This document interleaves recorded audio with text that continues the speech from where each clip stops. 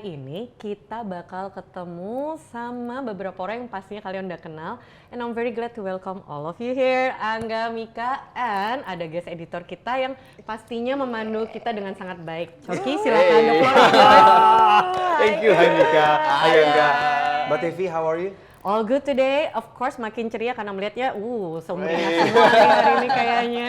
Thank you for inviting me as one of the guest editor. Ini ada newlywed, ada yang baru menikah. Kelihatan langsung siapa auranya nih, auranya. Angga Yunanda. Pertanyaan pertama. Newlywed, langsung. Apa yang Angga terima dari pernikahan beberapa bulan yang bisa dibagiin sama orang-orang yang di luar sana juga baru nikah beberapa bulan? Wah, kalau aku ya ngerasa semuanya happy, amazing, dan kebetulan karena aku sama Shenina tuh kita pacaran udah 4 tahun. Dan memutuskan menikah tuh di anniversary kita yang keempat. Nice. Ya, dan sebenarnya pernikahan itu udah kita rencanain jauh-jauh hari sebelum itu. Jadi bahkan dari 2 tahun pertama kita pacaran, kita udah memutuskan untuk ke jenjang yang lebih serius gitu. Tapi menurut aku di situ yang penting gitu. Jadi jangan ngerasa kayak mungkin kita berdua udah siap tapi preparation sebelum pernikahannya itu nggak kita lakuin gitu. Jadi aku selama beberapa bulan ini menikah nggak terlalu ada kayak kaget banget tiba-tiba apa nih gitu perjalanan pernikahan yang ternyata beda banget dari hubungan waktu pacaran gitu. Jadi aku ngerasa selama pacaran dan pernikahan jadinya nggak terlalu banyak perbedaan sih. Mungkin sedikit advice, ngeri banget. Masih ada aja. Kami siap, silakan. Ayo dong, Kak. Kakak-kakak yang ada menikah dari lama. Kasih advice. Ngeri. Gimana, Kak? Bagaimana, Angga? Advice-nya ya, maksudnya tunggu siap lah menikah gitu. Kalau udah siap baru menikah gitu. Maksudnya bukan berarti karena aku sama Shenina kan ya terbilang cukup muda dan banyak juga teman-teman yang nanya kok udah siap sih menikah di usia yang sangat muda, apalagi kan sekarang aku maksudnya karirnya di depan layar dan lain-lain, apakah itu akan mempengaruhi karir dan lain-lain. Tapi menurut aku dengan persiapan yang udah matang, dengan semua hal yang udah diomongin dari jauh-jauh hari, menurut aku itu bisa kita atasi gitu tantangan-tantangan. Lu kan nikah umur 24 kan? Dari Angga barusan. Bahwa ketika sudah menyatakan siap menikah, bukan hanya lu pribadi yang siap, tapi pasangan lu juga siap. Betul. Terus yang kedua, udah masuk pernikahan berarti didukung sama keluarga dong? Betul, pastinya. Orang tua sebelumnya. Keren. Sekarang gua mau Mika dulu. Wah, Mika ini juga baru loh sebetulnya. Iya, dibilang baru banget enggak? 2 tahun ya Mika? Iya, tapi masih baru banget lah ya. Iya, masih masih baru ini banget. Sejauh ini, tentu perjalanan masih panjang, tapi sejauh ini apa pelajaran paling berharga yang lu dapat di awal pernikahan? Ini juga berat ya, kayaknya ya untuk menasihat. Ini bukan nasihat ya, ini pengalaman. Berbagi kan? Berbagi, sharing. Kalau buat aku, selama 2 tahun ini menjalani pernikahan, aku dan suamiku menemukan bahwa ternyata penting juga untuk staying true to diri kita sendiri gitu. Jadi walaupun we're already as a unit sekarang, kita berdua sudah menjadi satu gitu ya, menjadi sepasang suami dan istri, tetap penting juga untuk masing-masing dari kita tuh punya hobi sendiri, punya sesuatu yang kita suka masing-masing supaya kita bisa sharing dan kita bisa berbagi value dengan satu sama lain. Masih suka jaim nggak satu sama lain? Udah enggak sih, kayaknya. Kayaknya udah enggak deh sekarang. Jadi sudah sangat terbuka. Sebenarnya kayak gini, karena we started off as friends. Kita dulu berteman baik banget gitu. Dari pas sebelum pacaran, aku udah kenal sama Deva tuh jauh sebelum kita pacaran. Maybe like 4 years sebelum kita mulai pacaran, akhirnya memutuskan untuk menikah juga gitu. Jadi aku kenal dia itu sebagai teman gitu dulu. Teman dan kita sebagai teman itu udah nggak ada jaim-jaim gitu. Akhirnya kita masuk ke hubungan pacaran dan akhirnya menikah. We're still friends sampai sekarang gitu. Nggak terlalu terkejut lah ya? Enggak. Di awal-awal masuk ke pernikahan. Kayaknya ada kemiripan sih kalian berdua. Dalam pernikahan sama-sama pacarannya lama, jadi tuh ngefek untuk saling get to know each other ya. Proses itu ternyata penting. Dan kita syuting bareng sama pasangan, kita hampir 20 jam lebih mungkin bersama mereka di lokasi syuting. Jadi udah kelihatan ya enggak? Kamu yang tampil di layar, Deva yang pegang kabel kan? Lampu sih Kak. Lampu kasih. Iya. Tapi kalau Angga, pengen tahu deh aku. Dalam beberapa bulan ini menikah udah ada belum sih berantem? Berantem. Paling mungkin hal-hal perbedaan-perbedaan kecil sih yang mungkin nggak terlalu kita rasain saat kita sendiri-sendiri di rumah masing-masing. Spesifik Karena dong, sekarang- spesifik Iya, dong. kayak Misalnya apa? Ya, Berantakan kan biasa. kah gitu? Jangan biarin kami menerka-nerka. Iya, sebut. Iya, kayak gimana tuh? Aku orangnya lumayan sedikit berantakan. Kalau Shenina tuh orang yang sangat perfeksionis, rapi banget. Jadi kayak kalau misalnya ditata di sini harus di sini nggak boleh gerak sana kemari gitu. Tapi biasanya handuk gitu-gitu ya. Bener banget. bener banget. Dia negornya gimana? Dia negornya gimana? Ngingetin lu nya gimana? Nah, dia tuh orang yang kalau udah mulai kita melakukan sedikit-sedikit hal yang tidak seharusnya dilakukan, dia Suamiku. tolong Tolong dikembalikan ke dikembalikan tempatnya. ke tempat. Ya jadi ini yang dialami oleh banyak pasangan baru ya. Saya juga dulu pertama kali nikah begitu. Gimana tuh Kak? Agak kaget dengan kebiasaan baru dia yang dulu nggak kelihatan karena kan dulu nggak tinggal bareng. Nggak tinggal sebelum bersama, nikah. benar-benar. Begitu udah tinggal bareng baru ketahuan, oh saya harus bisa ngukur kekuatan istri saya juga. Tapi saya harus jaga juga perasaan dia, nggak boleh terlalu bablas. Iya. Sampai sekarang 15 tahun pun masih belajar. Nice. Anak saya yang paling tua udah 14 tahun loh. Wow. Satu hal nih, Mbak Tivi, saya mau tanya soal ya, Bulgaris new chapter ya. Yes. Saya mendengar ada terobosan polikroma yang lagi disiapkan, ya polikroma high jewelry. Ya, how was the story about this? Please share, please share. Jadi aku tuh suka juga kalau tema hari ini, aku suka dari awalnya udah denger, colorful sekali jawaban mereka. Sebenarnya nyambung kenapa kita ngomongin soal polikroma. Nah, polikroma tuh apa kan? Kayak unfamiliar, polikroma, what is that gitu. Poli itu sebetulnya banyak, Betul. multidimensional. Variatif. Chroma is more about colors, bursts of colors Right, gitu. right. Nah, terus of course ada Roma. Roma of course balik ke our heritage, back to our roots. Jadi kalau di Bulgaria itu kita kan memang Bulgari Roma, asalnya memang dari Roma. Nah kita mau membawa juga heritage-nya kita, tapi digabungkan dengan sisi modern. Karena however it is, kita juga harus berkembang mengikuti perkembangan zaman. Nah high jewelry itu memang beda dengan kalau misalnya jewelry yang sekarang kita lagi pakai semua ini. Iya, iya. High jewelry itu tiap tahun dia dibikin dengan tema berbeda dan dia tidak ada di store. Dia adanya di tempat-tempat berbeda yang hanya bisa untuk orang-orang tertentu kita ajak untuk melihat yang memang diundang. And I like the theme this year about yaitu multicolors, multidimensional. Karena memang kehidupan kita kan nggak pernah stagnan ya. Iya. Kehidupan kita nggak pernah satu layer, nggak pernah satu jenis warna. Iya. Nah ini nyambung banget dengan pembicaraan kita hari ini. Jadi berkembang. Dan siapapun yang nggak bisa menyesuaikan dengan perkembangan zaman biasanya tenggelam tuh. Iya betul. Maksudnya gini, warna-warni kehidupan kita kan harusnya cukup banyak ya. Iya. Iya. Asmara kah, pendidikan kah, pergaulan. Kalau kalian gimana di warna-warni itu? Kamu dulu deh, Mik. Oke. Buat aku warna-warni itu mungkin kalau kita dengar warna-warni kita kebayangnya tuh burst of colors gitu ya Kak.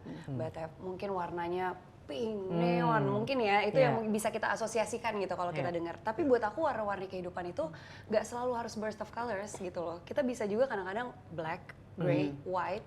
Karena kan kita manusia gitu ya, kita punya feelings, we're emotional human beings. Kita bisa melewati fase-fase hidup yang berbeda gitu. Jadi aku menganggapnya warna-warni kehidupan aku tuh semua all the colors in this world sesuai dengan fase kehidupan yang sedang aku jalani gitu. Karena kan in everything there's a season gitu kan. Sekarang Jadi, kamu di musim apa? Kalau dalam bahasa yang, bahasa yang sederhana. Aku di musim bahagia kan. Musim Content, bahagia. I'm very content. Penuh ya, Yes. content. Yes. It's very nice. How about you, bro?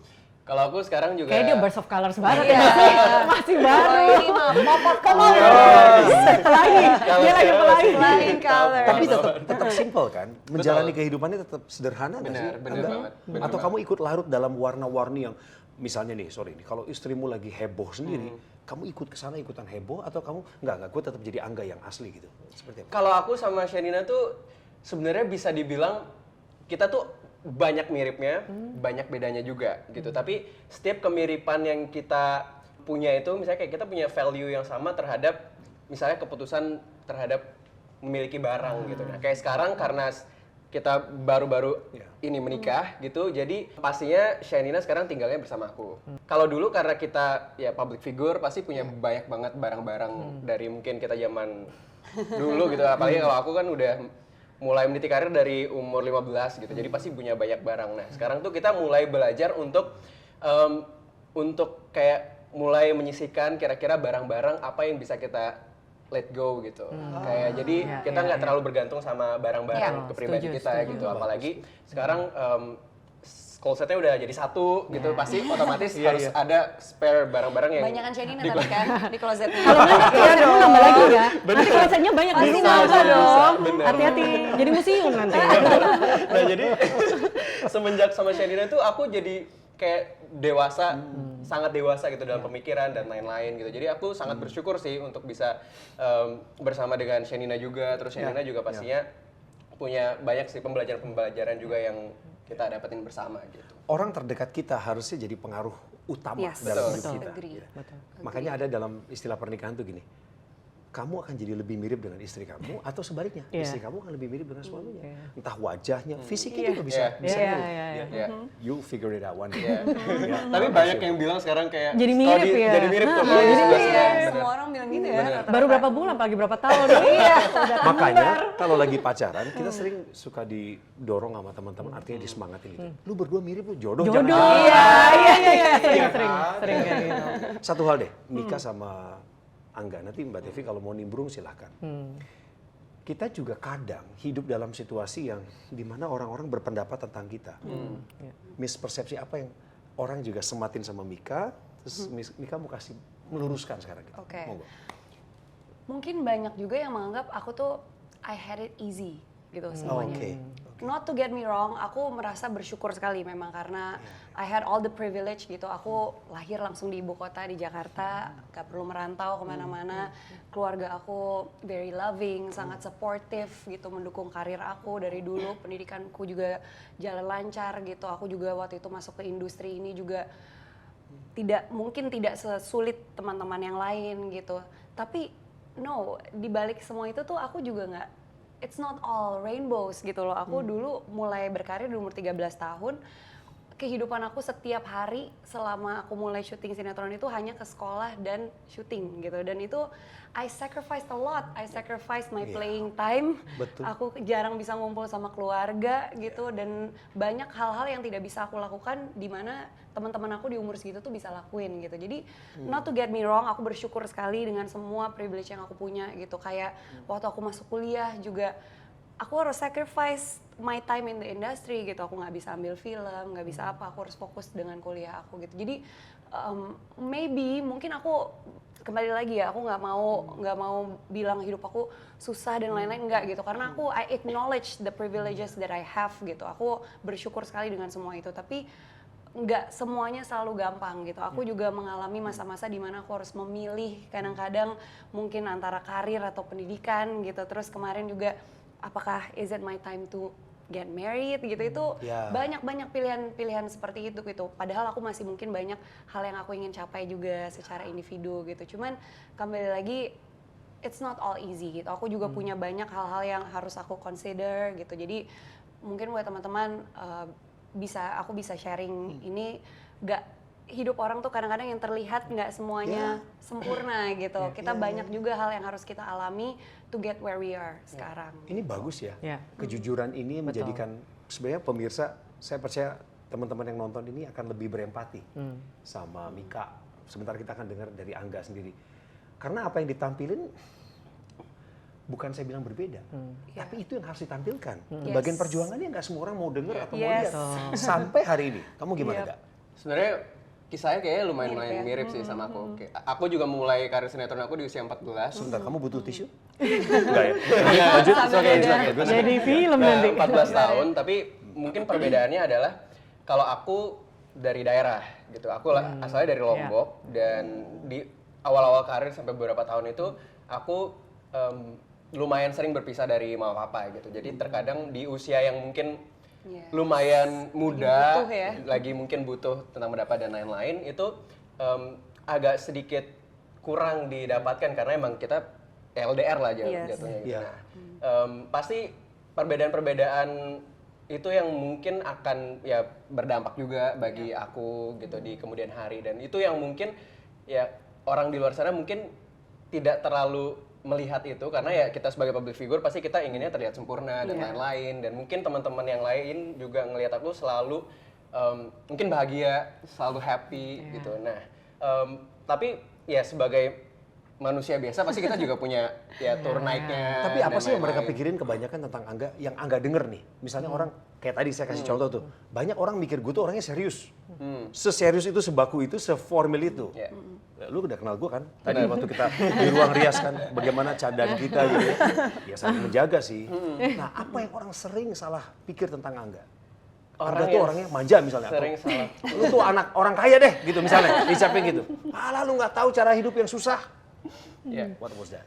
Kalau yang sering aku dengar adalah aku terlalu banyak hokinya kayaknya di industri ini. Kayak perjalanan karir aku terlalu Banyak mudah, beruntung ya? Untung easy, banget beruntung gitu ya. gitu. Tapi sebenarnya yang mereka nggak tahu adalah banyak banget kok pengorbanan, pergolakan dan perjuangan yang kita lakukan gitu. Dan itu Betul yang banget.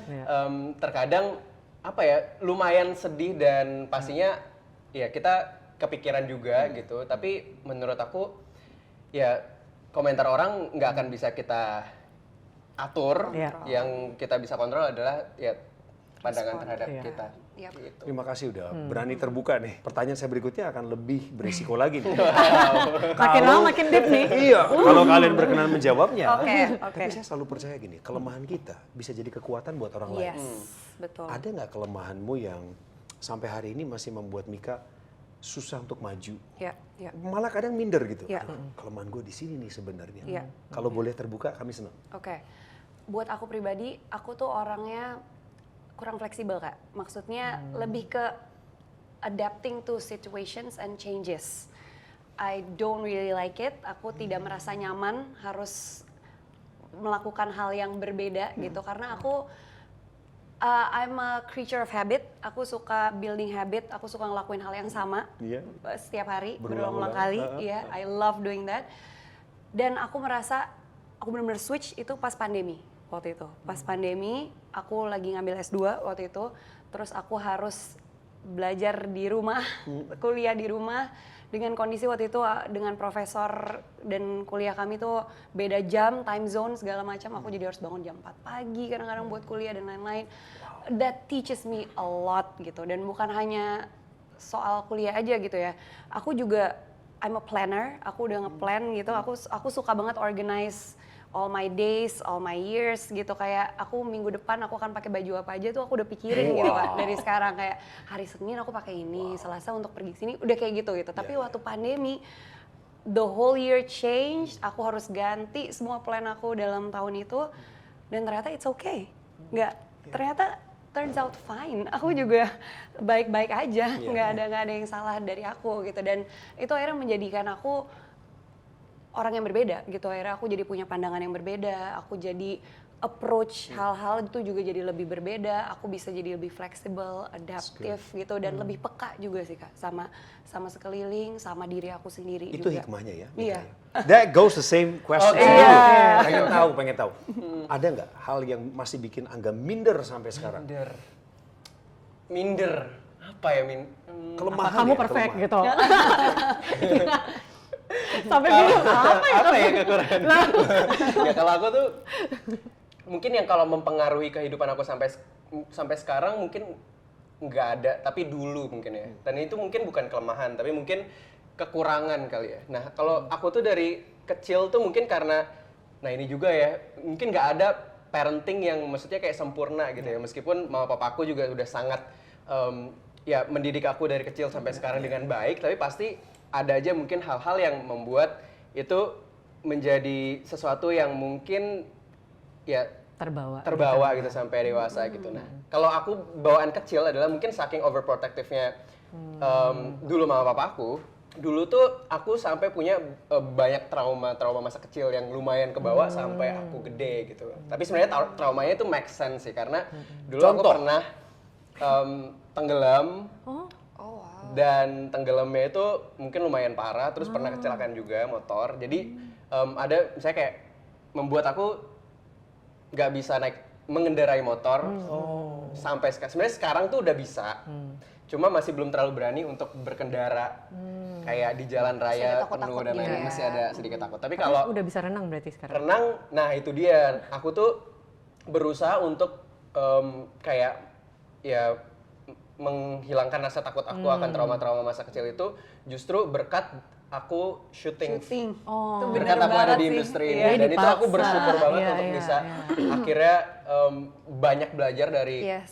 industri ini gitu karena apa ya awalnya pasti ada ya keterpaksaan gitu pertama awal-awal mau ya, mau nggak mau karena ya gitu adalah tuntutan Iya, pekerjaan gitu Iya, tapi iya. itu berangsur-angsur apa ya perlahan-lahan dulu Iya, iya. akhirnya kita bisa mengatasi rasa trauma kita terhadap suatu hal dan itu yang menurut aku apa ya sangat aku syukuri sih saat ini gitu karena banyak Iya, hal-hal yang akhirnya hal lain yang mungkin aku bisa belajar untuk apa ya lebih ya relax dalam Iya, hal-hal iya, yang iya, lain iya, untuk iya, bisa iya. melakukan hal-hal yang lebih baik ke depannya. Ada ungkapan, apa yang nggak membunuh kamu itu hanya bikin kamu kuat.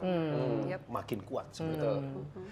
Seorang VP Communication dalam sebuah merek dunia. Gitu ya. Banyak orang pasti memandang Mbak Devi sebagai sosok yang kuat, yang selalu tegar. 9 tahun di karir dengan pangkat Di dan- Bulgari, di kalau karirnya udah Bulgaria. panjang nih. Karir lebih panjang lagi. Tapi kita lagi konteks Bulgaria, 9 tahun gitu. Tapi sebagai seorang wanita yang umum juga seperti Mika dan banyak pemirsa di luar sana, kelemahan apa yang sampai hari ini masih engkau sembunyikan? Karena kau tahu ini kelemahan saya bikin saya minder, bahkan bisa mempengaruhi pola pikirmu. Ada? Sebenarnya bukan kelemahan yang bikin minder, but I think it's something yang memang dari kecil mungkin ditanamkan. Jadi aku tuh anak tunggal. Jadi kalau sekarang tuh udah anak tunggal, orang tuaku udah meninggal. Tapi waktu mereka masih hidup karena anak tunggal, either kamu jadi manja banget atau kamu dituntut banget gitu kan. Aku yang dituntut banget. Nah jadi aku jadi perfeksionis karena harus semuanya yang bagus kan. Penampilan semuanya, penampilan pencapaian akademis, di luar akademis semuanya. Karena istilahnya buat mereka kalau kamu nggak jadi siapa lagi dong? Kan cuma satu nih gitu. Persepsi juga yang mungkin tadi nyambung tuh yang salah adalah orang mengira aku tuh dari keluarga yang kaya raya, semuanya enak, semua tersedia. No, actually, like I said tadi. So, ada beberapa fase kehidupan yang aku harus sendiri karena kan aku anak tunggal, orang tua aku udah meninggal. Nah, tapi sebelum itu pun I didn't grow up dengan privilege karena memang kondisi keluarga kita susah sebetulnya. So for me untuk bisa di sini seperti ini memang usaha gitu. Iya, Itu yang orang salah paham dikiranya idahlah pasti sekolah di mana luar negeri gampang. Enggak, aku lokal semua gitu. Nah, itu yang membuat aku akhirnya karena harus ada struggle sendiri juga, kebawa dari kecil seperti itu, jadilah perfeksionis. Along the way, I realize, oh, being perfeksionis sebenarnya kekurangan, nggak boleh. Karena tidak ada di dunia ini yang perfect. Waktu aku mau semuanya harus benar, bagus, perfect, nggak boleh salah. Ini nggak boleh ada belok 1 cm, 1 milimeter, nggak boleh. Kan orang perfeksionis kayak gitu kan, semua harus benar, semua harus pas. Aku bisa relate yang tadi kamu bilang. Semua harus sesuai rencana, kalau enggak gimana? Planku seperti ini harus ini. Ternyata itu nggak bikin hidup lebih baik loh. Karena kita cenderung juga menuntut sekitar kita seperti itu. Betul. Sedangkan orang lain tidak bisa seperti itu. Orang lain tuh punya sifat berbeda, punya cara pikir berbeda, karakter berbeda yang kita harus adjust mengerti. Karena kan di dunia ini it takes two to tango ya, dengan siapapun dan apapun yang kita lakukan. Nggak mungkin kalau perfect itu kita minta tuh nggak mungkin. Jadi along the way aku merasa oh ini salah satu kekurangan yang aku harus adjust, bukan dihilangkan. Karena kalau mau semuanya dilepas ya nggak bagus juga. Dalam hidup kita harus ada pencapaian, emang harus ada yang dibenerin nih. Di-adjust. Dalam hidup itu nggak harus totally semua diubah, di-adjust saja sesuai dengan apa sih baiknya. Seperti ini, situasi ini, orang ini, oke kita adjust. Yang penting kan tujuannya apa nih yang kita mau tuju, goalnya apa. Ini yang kita bersama-sama kita adjust ya. It's not all about me, it's not all about pencapaianku, tapi mana yang baik buat bersama nih gitu. Nah, itu aku belajar di situ. Aduh, keren sekali ya. Ya, mau tepuk tangan kan? Gue tahu. Makasih. Duluan tuh dia. Teman-teman sudah dengar tadi ceritanya Mika, dia tuh mulai karir dari umur 13 tahun. Itu dulu acting. Dia jadi aktris cilik. Iya kan? Remaja. Oh iya ya udah nggak cilik lagi ya, 13 ya. Terus berkembang jadi penyanyi karena memang ada talenta di sana juga. Tapi sekarang nggak ninggalin dunia acting juga. Tidak, enggak. Kalau disuruh memilih, pasti nggak mau milih kan? Nggak mau, Nah, makanya pertanyaannya nggak ke situ. Karena itu paling standar kan, kamu suruh milih bawain acara atau acting. Iya. Jangan kasih pertanyaan sulit lah, kasih pertanyaan yang gampang aja. Tapi artinya kalau ada satu jadwal bentrok, tanpa kita lihat materinya, acting atau musik? Sebenarnya itu cuma diganti-ganti aja ya kan, mirip juga ya tujuannya ya. Betul. Situasional. Betul. Paling gini sih Kak, aku dan tim aku gitu ya, aku juga bersyukur punya tim yang sangat-sangat mendukung dan bisa mengakomodasi aku. Mungkin kita punya set of priority sih gitu. Jadi kayak misalkan tahun ini aku akan lebih banyak ambil waktu kemana gitu. Kayak tahun ini aku memang mau fokus bikin album, jadi aku akan lebih fokus ke sana gitu. Dan karena aku mau jadi writer dan co-produce juga di album aku, jadi ya tentunya aku akan memakan banyak sekali waktu untuk musik aku gitu. Jadi di pekerjaan yang lain ya pastinya porsinya dikurangin gitu. Jadi lebih ke set of priorities sih. Tapi buat kamu lintas bidang itu biasa ya? Maksudnya pengembangan itu di dunia hiburan ini hal yang wajar dan lumrah aja kan? Iya. Bukan aji mumpung kan? Bukan Kak, aku lebih ngeliatnya karena ada kesempatannya ya, karena ada kesempatan yang dikasih. Jadi aku kalau penyanyi itu sebenarnya justru sebelum aku masuk ke dunia acting Kak, aku dari dulu pengen jadi penyanyi sebenarnya. Itu adalah cita-cita aku dari dulu. Aku pengen jadi penyanyi karena aku lahir dan tumbuh besar di keluarga yang mostly musisi gitu. Jadi aku udah sangat terpapar dengan dunia musik gitu ya dari kecil. Aku belajar juga, aku belajar musik, aku belajar main piano, belajar nyanyi dari kecil gitu. Cuman aku mulai dari pemilihan model dulu kan zamannya masih pemilihan model gitu ya. Dan aku nggak menang juga guys waktu itu, cuman ikut aja kompetisi. Tapi tawaran aku yang datang pertama waktu itu adalah sinetron gitu. Nah terus aku inget banget ini omongan orang tua aku waktu itu, siapa tahu ini adalah jalan supaya kamu bisa dapat mimpi kamu untuk jadi penyanyi gitu. Dan emang omongan orang tua dan mungkin doa ya dari orang tua juga. Akhirnya aku mulai sinetron berjalan 1 tahun. Waktu itu sinetron aku puji Tuhan juga waktu itu ratingnya juga bagus dan lain-lain.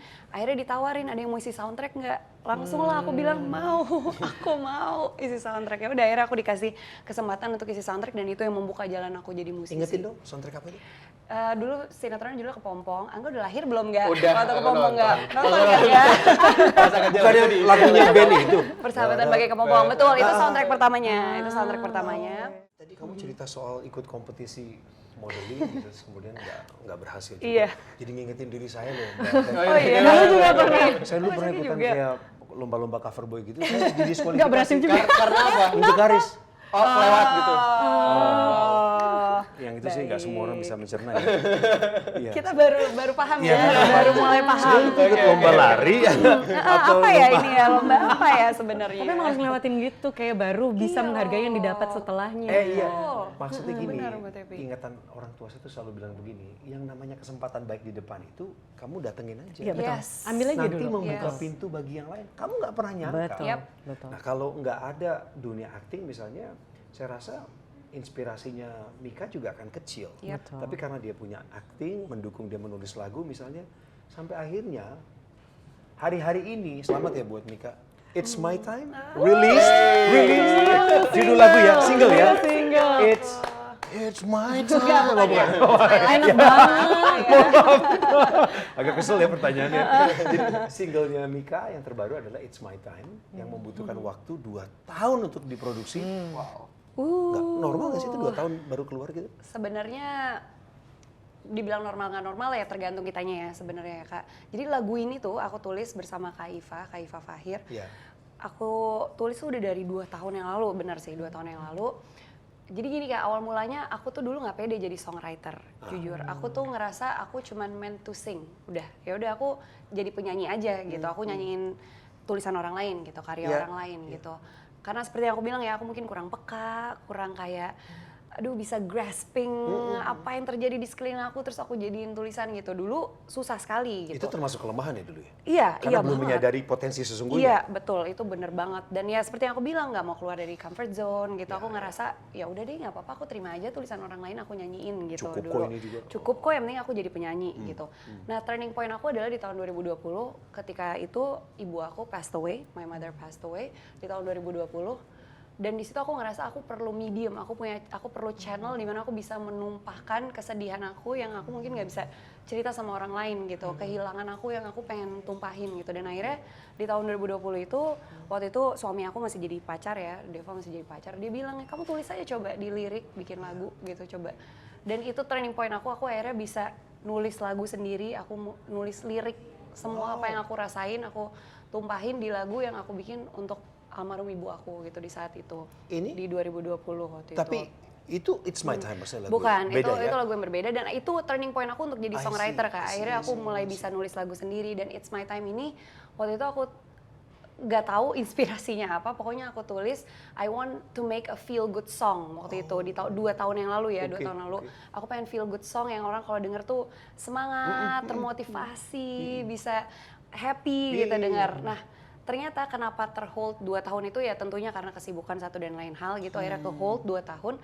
Tapi ternyata aku tahu kenapa terhold 2 tahun itu ternyata karena aku harus ngerasain lirik-lirik lagu tersebut gitu. Karena lirik lagu aku itu tuh bilangnya kayak I've had doubts, aku pernah punya masa di mana aku tuh nggak suka lihat diri aku di mirror gitu, sampai akhirnya aku ngerasa I saw my own rainbow dan aku bisa find my shine, it's my time gitu sekarang. Dan ternyata selama 2 tahun itu aku diproses untuk benar-benar mengerti makna lagu itu gitu. Jadi sekarang once it's released, aku baru ngerasain kayak oh ya it's really my song, it's my time. Puas kamu dengan lagu itu? It's My Puas Time? banget, Oh puas iya, banget, iya. Kak. Happy Selamat ya. banget. Saya Thank belum you. sempat dengar, tapi sudah, maksudnya lagunya. Iya. Tapi cerita baiknya dari orang-orang udah denger nih. Mika Thank udah you. rilis nih It's My Time. Gitu. Selamat sekali lagi. Thank you. Makin Thank sukses. you, Kak. Enak Thank banget you. kok lagunya, aku udah dengar. you, Nah, Kak. gua ketinggalan. Very nice, very nice. Tapi Groovy. ada Very nice. Video klipnya juga rencana bagus banget. album atau sesuatu? Mudah-mudahan ya. Mudah-mudahan. Semoga tahun ini bisa rilis album. Yap. Single dulu ga? Iya, satu-satu ya, satu-satu. Sambil satu-satu, jalan satu-satu. nih. Kita juga kan dulunya single. Akhirnya Sekarang kita, double. ya, akhirnya meninggal. Sekarang Akhirnya baru. menikah. Sekarang double. Gitu, baru. Enggak. Ya. Saya tertarik ke, saya merasa Angga ini orangnya otentik terhadap dirinya sendiri. Dia punya prinsip, dia punya ideal, ini pilihan saya gitu. Zamannya berkembang nggak? Industri kita berkembang juga. Nah, kamu sama istri kamu dalam industri yang sama, harus adaptif. Gimana menjaga keaslian dirimu? Originalitas gitu, Ya. originality, ya. Authenticity di tengah perubahan zaman. Ya, kalau aku pribadi sebenarnya ngerasa peran orang tua cukup membantu aku dan aku sangat bersyukur akan hal itu gitu karena mama papaku adalah seorang pendidik dua-duanya, guru gitu. Jadi dari nice. kecil aku sebenarnya udah sangat familiar tentang kayak dunia pendidikan dan Ya, lain-lain gitu. Keren, Nah, keren. hal yang sangat aku syukuri adalah kehausan aku untuk terus kayak belajar hal-hal yang baru dan itu yang menurut aku sangat bisa aku implementasikan di bidang aku sekarang gitu di dunia keaktoran gitu karena kalau film tuh bener-bener nggak ada hal-hal yang bisa membuat kita stop untuk belajar gitu kayak mulai dari kayak teknik Yes. bahkan mungkin ya dengan karakter-karakter baru yang akan Eksplorasi kita perannya ya. temuin eksplorasi peran tersebut gitu. Jadi banyak hal yang bisa aku lakukan gitu dan menurut aku sebenarnya authenticity aku tuh justru lahir dari ya peran pendidikan yang baik gitu dari orang tua aku dari kecil gitu dan bisa aku pegang teguh sampai sekarang gitu. Dan hal yang menurut aku juga penting adalah mungkin ya dunia aktor tuh sebenarnya lumayan tricky ya, maksudnya terlihat glamor dan lain-lain gitu, tapi ada hal-hal yang mungkin harus kita jaga gitu, harus kita bentengin gitu. Nah itu yang aku lakukan dari awal aku masuk di perjalanan karir ini untuk ya nggak ada salahnya untuk bisa memfilter dan memilih teman dengan siapa Ya, kita ya, bersosialisasi dan Bagus. berkomunikasi gitu. Tapi menurut aku bukan jadi orang yang menutup diri Iya. gitu, karena aku ngerasa setiap orang pasti punya hal yang bisa kita ambil gitu pembelajarannya gitu. Tapi sebagai orang yang semakin dewasa, aku ngerasa aku juga udah bisa mengetahui kira-kira mana orang yang misalnya membawa pengaruh baik dan pengaruh buruk gitu. Jadi mulai dari situ sih aku belajar untuk bisa memproses itu semua gitu. Dan jangan lupa loh, ya teman-teman pemirsa semua, Angga ini boleh dibilang anak daerah. Betul. Dari Lombok, Nusa Tenggara Barat ya. Masih bisa bahasa asli nggak? Jadi itu sebenarnya itu yang sulit gitu karena kayak tiba-tiba dari Lombok aku tuh sebelum ke Jakarta itu belum pernah keluar daerah sama sekali gitu. Jadi pengalaman pertama aku untuk langsung syuting terus ketemu sama orang banyak terus lumayan kaget. Keren. Tapi justru kayaknya karena perbedaan yang signifikan itu jadi aku bisa mengontrol diri aku gitu. Kayak aku tahu kira-kira aku yang sebenarnya itu seperti apa gitu. Jadi jangan sampai misalnya terbawa hal-hal yang negatif gitu. Karena menurut Itu aku bener sih, emang hati-hati sama siapa sekitar kita karena kan ada kan memang pembahasan juga yang bilang kamu tuh surround yourself dengan siapa, 5 tahun lagi akan ada akibatnya di kamu. Bukan cuman kata orang, ini ada scientificnya memang. Jadi kayak kadang-kadang, even kalau orang masih kuliah atau kita di karir, ini kan karir, semua kita berkarir ya di bidang masing-masing, itu memang udah ada yang menyebutkan, kamu dengan siapa, kamu lihat, nanti kamu lihat 5 tahun lagi, kamu akan jadi seperti apa. Hati-hati dengan sekitarmu. Burung sejenis terbang bersama, dia bilang. Jadi dia memilih temannya supaya dia bisa kedorong bareng. Betul. Kalau kita mau jadi orang berhasil, kita gaul dengan orang yang berhasil. Betul, betul. Tapi orang-orang yang gagal bukan berarti kita tidak kawani. Enggak. Nah, kita tetap punya irisan hidup dengan mereka, karena kita belajar dari kegagalan mereka juga. Betul. Tapi saya senang apa yang tadi disampaikan sama Angga itu bijak sekali. Tambahan dari saya nih, ini sekedar sebuah kesan, impresi saya sama Angga. Nggak mungkin anak daerah bisa bertahan di ibu kota yang glamor, penuh tantangan, kalau tidak ada nilai yang ditanamkan oleh orang tua kita.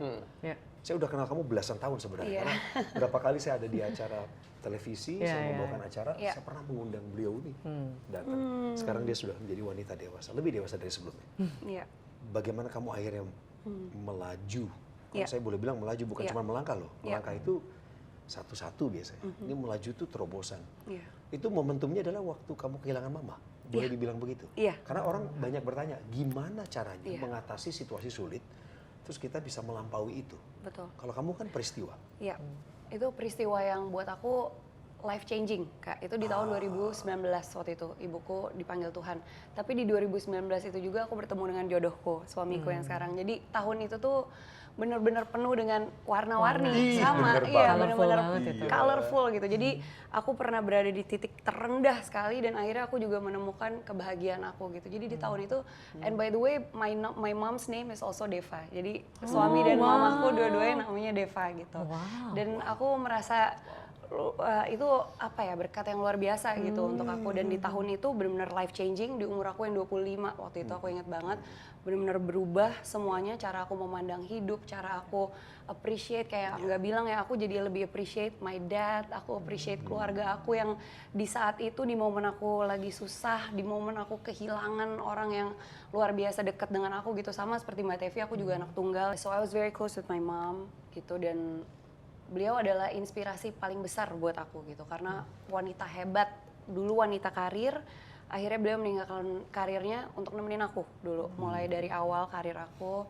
Akhirnya mamaku memutuskan, oke, I'm just gonna go with you, aku temenin ke lokasi syuting gitu, seperti yang Angga bilang, karena orang tua aku juga sangat concern gitu. Mereka pengen lihat anaknya tetap punya value yang dibawa dari rumah, walaupun udah masuk ke industri, tetap hal-hal tersebut nggak boleh hilang gitu. Jadi orang tua aku sangat concern sama hal itu. Jadi dulu waktu aku baru mulai syuting, sampai akhirnya aku kuliah, baru tuh mama aku lepas, nggak nemenin lagi. Tadinya tuh benar-benar nemenin setiap hari di lokasi syuting gitu. Jadi ketika beliau dipanggil Tuhan, ya aku sangat merasa kehilangan, Kak. Itu aku nggak pernah ngerasain patah hati sebesar itu gitu waktu itu. Dan akhirnya aku rasain itu, tapi di momen itu juga aku banyak mengambil keputusan-keputusan yang besar gitu. Kayak waktu itu aku mikir, mamaku pengen aku apa ya gitu, kayak dia bakal seneng deh kalau aku ambil S2 gitu, kayak dia bakal seneng kalau aku happy, bahagia ngelanjutin hidup aku tuh, kayaknya my mom would be very happy gitu. Jadi akhirnya di momen itu juga ketika aku sedih karena udah dikonsol sama keluarga yang tiap hari kita berdoa bersama-sama, aku ditemenin,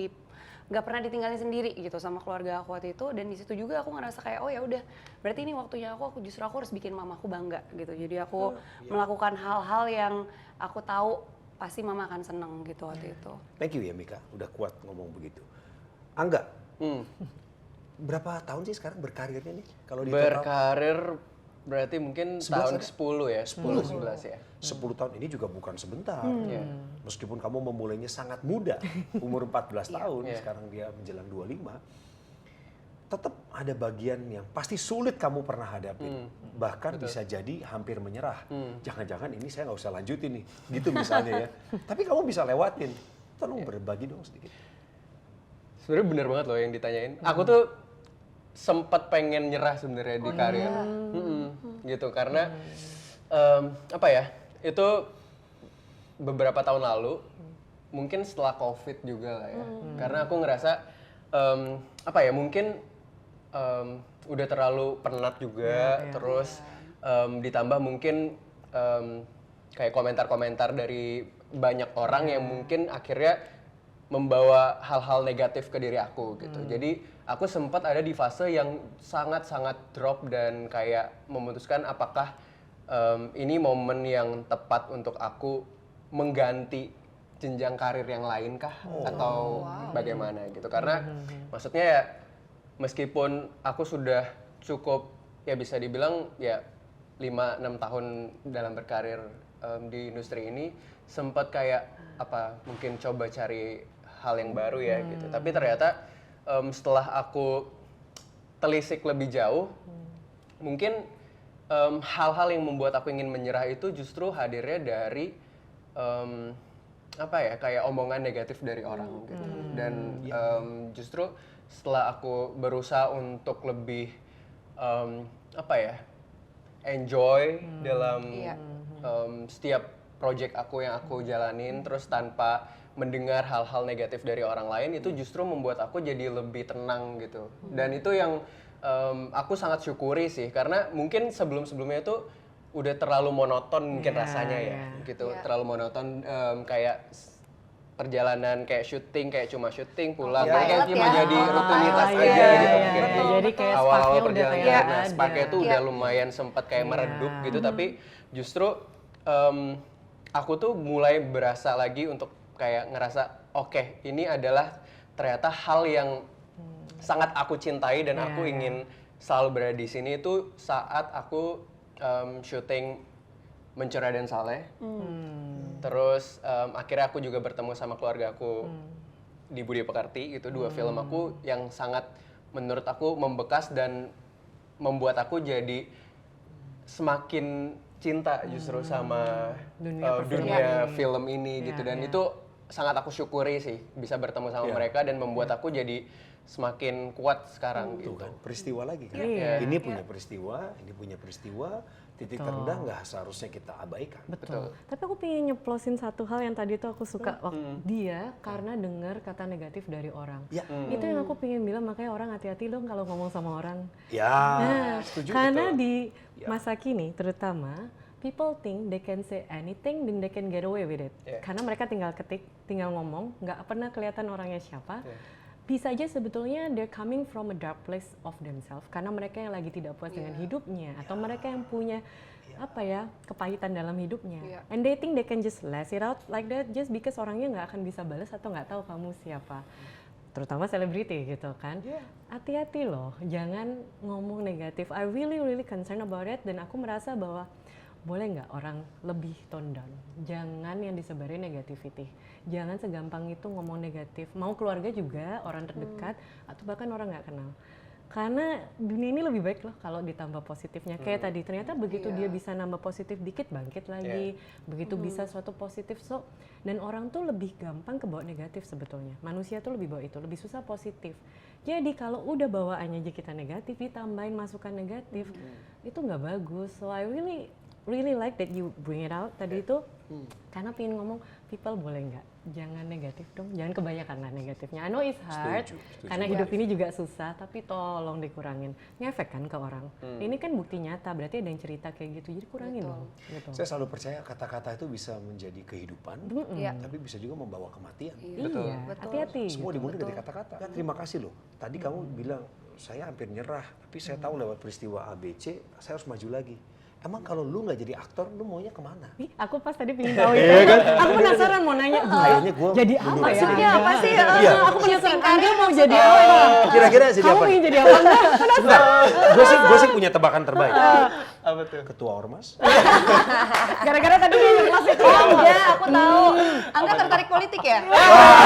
Iya, kamu nuduh-nuduh Mika sih. Terus ada yang denger langsung hubungi, halo Angga, saya dengar Anda tertarik. Enggak, 2029 deket loh. Enggak, jawab enggak, coba mau jadi apa? Penasaran enggak beneran? Apa ya? Sebenarnya paling kemungkinan terdekat waktu itu adalah Politik. oh, enggak dong.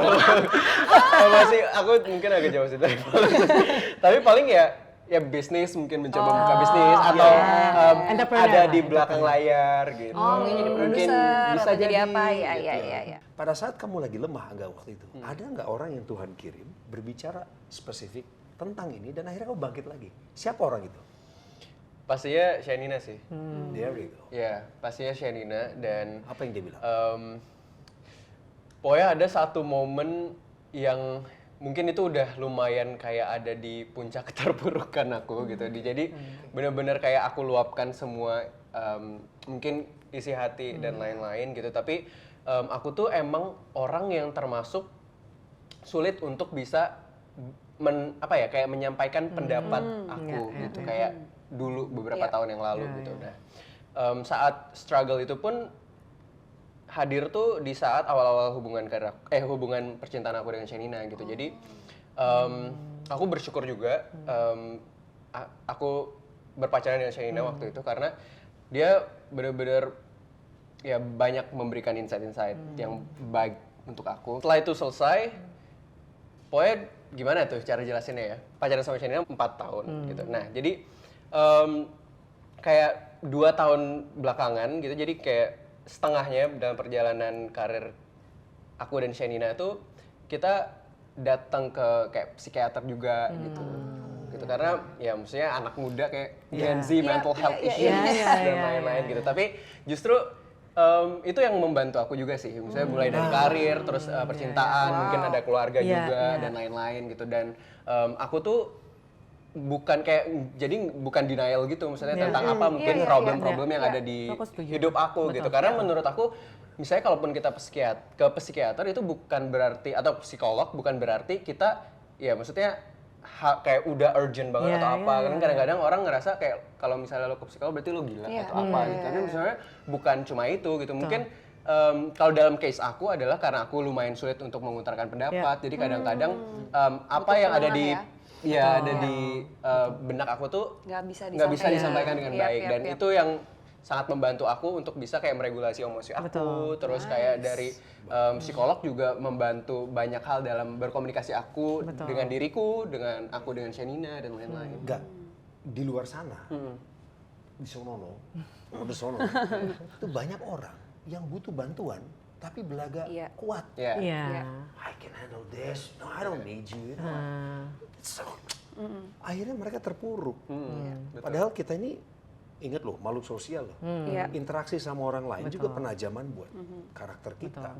Saya salut sekali lagi sama Angga nih. Saya yakin Mika sependapat sama saya, Mbak Tevi juga, sebagai anak muda mencari pertolongan pada orang yang dapat dipercaya, apalagi dia profesional, adalah hal yang perlu dilakukan. Betul. Setuju. Benar. Mika, seberapa penting memainkan identitas real dari diri Mika, dan itu menolong kamu tetap profesional, tapi dalam lingkup pribadi kamu nggak perlu berpura-pura jadi Mika yang lain gitu loh. Kasih tahu. Sebenarnya kalau ngomongin roots gitu ya Kak, roots itu kan by definition ya, roots kan originated gitu. Betul. Pertama originated, originated. Kembali lagi aku bersyukur sekali datang dari keluarga yang supportive, loving gitu, seperti yang Kak Coki tadi bilang. Aku kalau ke rumah aku nggak harus pretend gitu, dan mereka juga nggak treat aku sebagai selebriti gitu, enggak. I'm just a normal girl gitu. Aku masuk ke rumah aku ya, aku ditreat sama seperti sepupu-sepupuku yang lain gitu, nggak ada beda gitu. Jadi aku selalu seperti diingatkan, grounded gitu, sama seperti roots itu ya. Tapi roots also by definition not only that it's originated, it also absorbed, right gitu. Jadi aku ngerasa roots itu inwards and outwards gitu loh Kak. Jadi inwards value-value yang udah tertanam dalam diri aku, yang akan aku bawa terus dari rumah tentunya ya. Aku percaya semuanya it all comes from home gitu ya. Dari rumah, ajaran-ajaran, my belief, my personal belief yang akhirnya tumbuh seiring dengan berjalannya waktu, itu aku bawa kemanapun aku pergi gitu. Dan itu yang buat aku selalu ingat siapa aku sebenarnya gitu, dan itu yang originated gitu ya. Tapi aku juga mau mencoba untuk absorb gitu dari orang-orang di sekeliling aku, seperti yang Angga tadi juga bilang ya, kita selalu bisa belajar dari manapun. Aku percaya even dari kegagalan gitu ya, kita pasti bisa belajar itu, dan itu nanti bisa aku masukkan juga ke dalam diri aku gitu, value-value tersebut gitu. Seperti yang aku bilang, I wanna be fluid, aku pengen juga jadi orang yang berkembang, I want to evolve, aku pengen dapat sebanyak mungkin gitu dari obrolan kita ini aja. Aku udah dapat banyak banget gitu dari Angga, Kak Coki, Mbak Tevi gitu ya. Jadi kembali lagi gitu dengan value-value yang aku punya, kalau aku selalu berpikirnya apa yang bisa aku absorb lagi dari banyak orang untuk menambah value-value tersebut gitu. Dan itu yang bikin aku harus selalu ingat sama diri aku tuh seperti apa dimanapun aku ditempatkan gitu. Terima kasih Mika.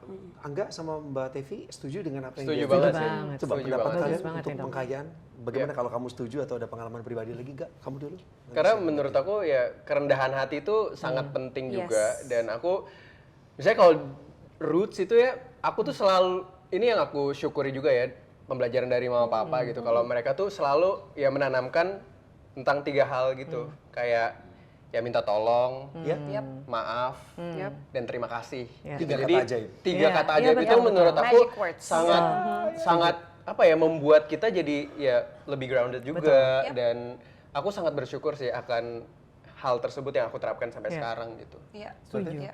Aku tuh merasa memang kalau roots itu balik lagi ke value yang dibawa tiap orang. Fundamentalnya apa? Tiap orang bisa berbeda. Kita berempat ini bisa beda banget gitu. Ada orang-orang tertentu mungkin yang kita tahu bahwa fundamentalnya dia adalah mungkin servicing orang, being kind to others. Ada juga beberapa orang beda. Itu yang nanti akan membedakan dia seperti apa dalam hidupnya. For me personally is integrity. Integritas, Ya. itu yang aku pegang teguh dan itu akan membawa aku jadi seperti apa. So balik tadi rootsnya itu aku setuju banget yang kamu bilang, dari luar apa dari dalam apa, tapi yang terpenting adalah root di dalam diri kita ini apa, ini yang kita pegang, itu yang biasanya akan terbawa dari awal nih kita udah mulai mengenal jati diri kita sudah jadi nih, harusnya kalau di umur segini udah jadi sih ya. Sampai nanti di saat terakhir kita udah nafas terakhir tuh, biasanya seperti itu. Of course along the way akan ada beberapa perubahan, tapi biasanya roots yang kita pegang yaitu fundamental dalam diri kita, value kita itu tidak akan banyak berubah harusnya. Iya. Nah itu sih, so I really like the talk about roots ini karena memang ini sesuatu yang menurut aku setiap orang harus tahu. Karena waktu dia tahu, dia akan tahu bergerak dalam hidupnya seperti apa. Dan dia akan tahu misalnya, oh kenapa ya kalau ada hal ini kok aku gampang agitated, kenapa kalau ada hal ini kok orang lain nggak apa-apa nih. Ya itu tadi, karena rootsnya dan fundamentalnya beda. Mungkin kalau buat Angga itu tadi kan 3 hal penting itu.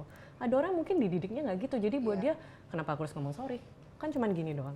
Tapi buat dia, no, this is roots, my roots, ini fundamental buat aku. You need to say sorry sincere, seperti nah. Itu sebetulnya kalau orang bisa paham itu, lebih bisa in peaceful way lah kita bergerak. Asal tiap orang bisa menjalankan dan tahu itu dulu gitu. Iya. Berarti penting untuk punya fundamental yang kuat, Yap. prinsip, Betul. lalu kita pegang prinsip itu sambil tetap beradaptasi. Betul. Mesti fleksibel kan ngelihat lingkungan. Kembali ke omongan tadi nih di segmen awal kita bicara. Tadi Mbak Tevi sempat ngingetin, saya tuh orangnya perfeksionis banget dulunya, tapi saya sadar orang lain tuh nggak bisa dituntut mirip seperti saya. Orang masing-masing punya Capek karakter. hidupnya nanti. Iya, Ah, capek banget. Tuh kayak ya Tuhan hidup kok begini ya.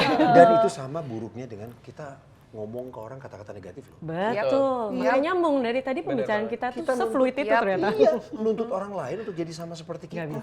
Padahal orang punya perbedaan dan keunikan masing-masing. Ngomongin lagi fundamental, kalau kita sudah staying true to our roots, maka dalam bentuk karya juga harusnya bisa long lasting ya. Yes. Harusnya bisa panjang dinikmati dan banyak cerita yang bisa disebarkan. Apa perspektifmu tentang itu? One of the thing kenapa aku bisa yang tadi mungkin udah disebut di awal, kenapa lama nih aku kerjanya di Bulgari. Ya, Because I like the brand. Dalam hidup ini kan kalau kamu menemukan sesuatu yang kamu suka kerjakan, kamu akan melakukannya dengan senang tanpa ngerasa kayak dipaksa. benar. I can say I like my work gitu. Yes. Aku juga bisa lihat kalian bertiga suka yang kalian kerjakan. Otherwise kalian nggak akan bawa kelihatan kan dari hati sama ya udah deh yang penting gue dibayar. Kan beda gitu kan. Ya, Pasti beda dong, banget. beda banget. Karena memang ada nilai dari Bulgari yang sama seperti aku gitu. Dia ini staying true to the roots-nya bagus. Contohnya untuk karya kita yang namanya B01. Nah, B01 tuh sebetulnya orang biasanya suka kenal sih yang bentuknya ulir seperti ini. Roots-nya ini sebetulnya udah dari lama banget nih. Yang kita pakai ini semua B01 nih.